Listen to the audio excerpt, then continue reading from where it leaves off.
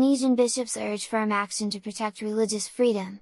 The Catholic bishops of Indonesia urge the government in Jakarta to act firmly against all forms of intolerance, especially when accompanied by violence, following a series of recent attacks on Christian places of worship and institutions.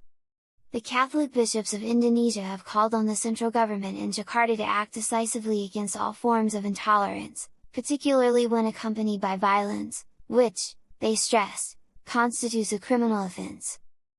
As reported by the Vatican's Fides news agency, the bishops urge that no one should go unpunished if they commit anarchic acts, especially if they target prayer and worship activities in any part of Indonesia. Their appeal, presented during a press conference at the Bishops' Conference headquarters, comes in the wake of several recent attacks against places of worship and institutions linked to Christian communities. It was signed not only by Catholic leaders, but also by the Supreme Council for the Confucian Religion, Matakin, and by Buddhist and Protestant representatives, reflecting a united stand among Indonesia's faith communities. The joint statement recalls that freedom of religion and worship is enshrined in Indonesia's 1945 constitution and guaranteed under Articles 28 and 29. It therefore affirms the duty of the state, through law enforcement and local authorities, to intervene firmly to ensure such episodes are not repeated. Recent incidents include the destruction of several Christian places of worship and a raid on a Protestant school.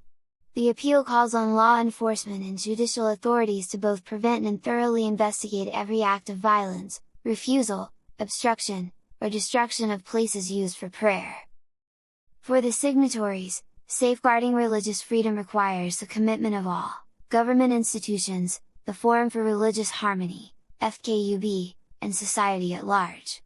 They insist that places of worship must always remain spaces of peace, security, and dignity, and urge religious leaders to encourage their faithful not to be provoked by divisive rhetoric, but to live their faith in peace, harmony, and tolerance. Each episode of aggression, prohibition, or disruption of prayer is a serious blow to the construction of tolerance and peaceful coexistence, the statement concludes. Any act of intimidation, violence, or unilateral restriction of religious activities violates the law and undermines the fundamental values of life together as citizens of the same nation.